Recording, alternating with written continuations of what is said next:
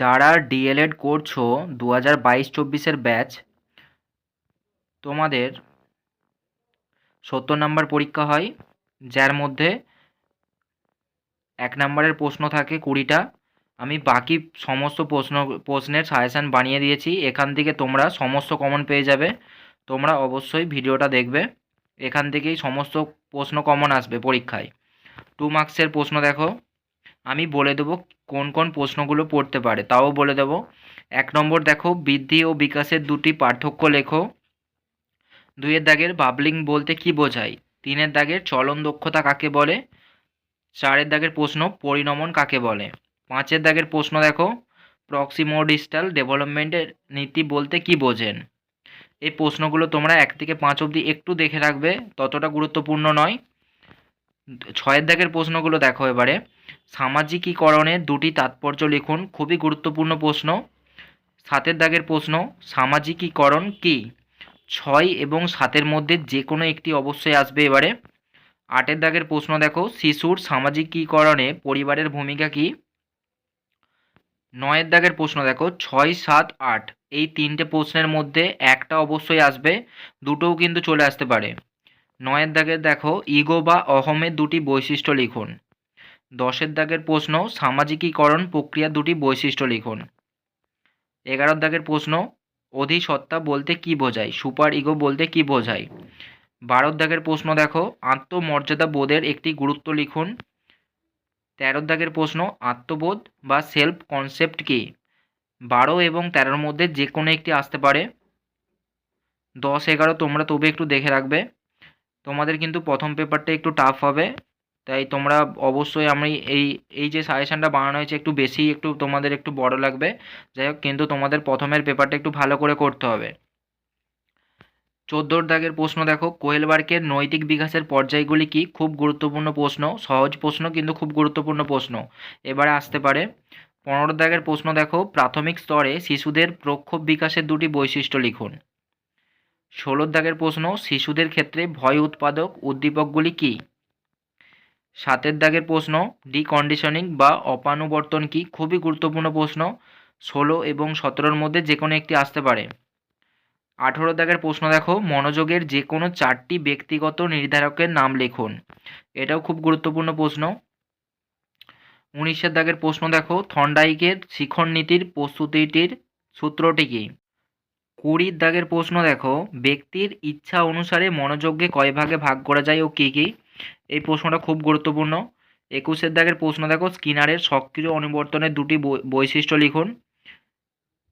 20 এবং 21-এর মধ্যে যে কোনো একটি অবশ্যই আসতে পারে। 22 দেখো, ইচ্ছা বিরোধী মনোযোগ কাকে বলে? 23-এরটা, থর্নডাইকের ফললাভের শিখন সূত্রটির প্রয়োগ উল্লেখ করুন। তোমরা এই 2 মার্কসের প্রশ্নগুলো যতগুলো দেওয়া আছে প্রত্যেকটাই করে যাবে। এখান থেকেই তোমরা প্রত্যেকটা কমন পাবে। বিগত 5 বছর ধরে এই প্রশ্নগুলোই কিন্তু বারবার রিপিট হচ্ছে। 24-এর প্রশ্নটা দেখো, বিকাশের সন্নিহিত অঞ্চল বলতে কি বোঝেন? এইটা অবশ্যই আসবে।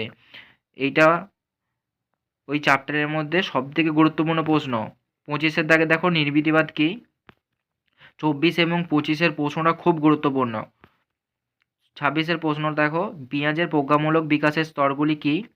পরের প্রশ্ন 27-এরটা, বান্দুরার মতে প্রজ্ঞামূলক শিখনের 4টি স্তরের নাম লেখো।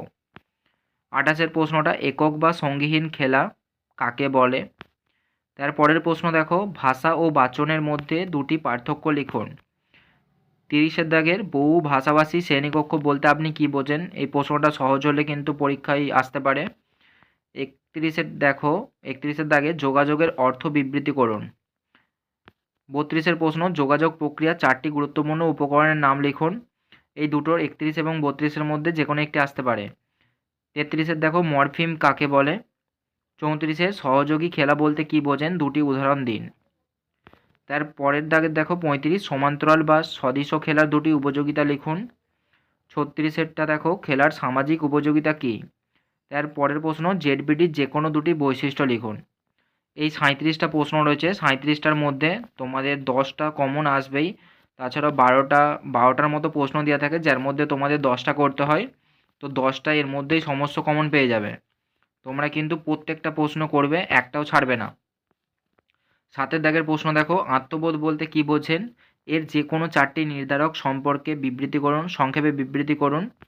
2 দাগের প্রশ্ন দেখো, উত্তর বাল্যকাল পর্যায়ে শিশুর প্রাক্ষবিক বিকাশ বর্ণনা করো। 3 দাগের প্রশ্ন, স্কিনারের সক্রিয় অনুবর্তন তত্ত্বের মূলনীতিগুলি বর্ণনা করুন। 4 দাগের প্রশ্ন, বিকাশের যে কোনো 5টি নীতি উল্লেখ করুন। 5 প্রশ্ন, শিশুর সামাজিকীকরণ প্রক্রিয়ার বিভিন্ন উপাদানগুলি বর্ণনা করো। 6 দাগের, কোয়েলবার্গের প্রস্তাবিত নৈতিক বিকাশের স্তরগুলি সংক্ষেপে আলোচনা করো। 7 দাগের, প্রচেষ্টা ও ভুল সংক্রান্ত শিক্ষণের তথ্যটি কার? এই তথ্যের 3টি বৈশিষ্ট্য সংক্ষেপে বর্ণনা করুন। 8 দাগের, বহুভাষিক শ্রেণীকক্ষের 4টি বৈশিষ্ট্য লিখুন। এই ধরনের শ্রেণীকক্ষে শিক্ষকের 3টি গুরুত্ব বলুন। 8টা প্রশ্ন, 8টার মধ্যে তোমাদের পরীক্ষায় 2টো করতে হয়, যার মধ্যে এই 8টার মধ্যে তোমরা 3টে পেয়ে যাবে অবশ্যই কমন, যার মধ্যে তোমাদের 2টো করতে হবে। এই 8টা প্রশ্নই গুরুত্বপূর্ণ, যে কোনো প্রশ্ন দিয়ে দিতে পারে। এই 8টা প্রশ্ন ভালোভাবে একটু দেখে যাবে। 16 মার্কসের প্রশ্নগুলো দেখো। 1 মনোযোগ কাকে বলে? মনোযোগের প্রকারগুলি কী কী? মনোযোগের নির্ধারকগুলি বিবৃতি করুন। 2+4+10 নম্বরের প্রশ্নটা থাকে, খুবই গুরুত্বপূর্ণ প্রশ্ন। 2 দাগের প্রশ্ন দেখো, কোয়েলবার্গের নৈতিক বিকাশের পর্যায়গুলি কী কী? প্রতিটি পর্যায়ে 3টি করে বৈশিষ্ট্য লিখুন। কোয়েলবার্গের নৈতিক বিকাশ তত্ত্বের যে কোনো 4টি গুরুত্ব লিখুন। এই প্রশ্নটা খুব এবারে গুরুত্বপূর্ণ, আমি 3টে স্টার দিয়ে রেখেছি, এবারে আসার সম্ভাবনা কিন্তু 100%। 3+9+4 মার্কসের থাকে। 3 দাগের প্রশ্ন দেখো, শিশুর থেকে পিতামাতার পৃথকীকরণের 4টি কারণ লিখুন। শিশু সামাজিকীকরণের তার যে কোনো 4টি প্রভাব বর্ণনা করুন। এই প্রশ্নটা খুবই গুরুত্বপূর্ণ। 8+8, তোমরা 2 এবং 3-এরটা করবে, ওর মধ্যেই কিন্তু দুটোই কমন পেয়ে যেতে পারো তোমরা 2 এবং 3-এর মধ্যে। তোমরা এই প্রশ্নগুলো অবশ্যই প্রত্যেকটা করে যাবে। আর যারা চ্যানেলে নতুন রয়েছো, অবশ্যই তোমরা বন্ধুদেরকে শেয়ার করো সাজেশনটা, যাতে তাদের উপকার হয়। আর ভিডিওটি ভালো লাগলে অবশ্যই তোমরা লাইক, শেয়ার এবং সাবস্ক্রাইব করবে।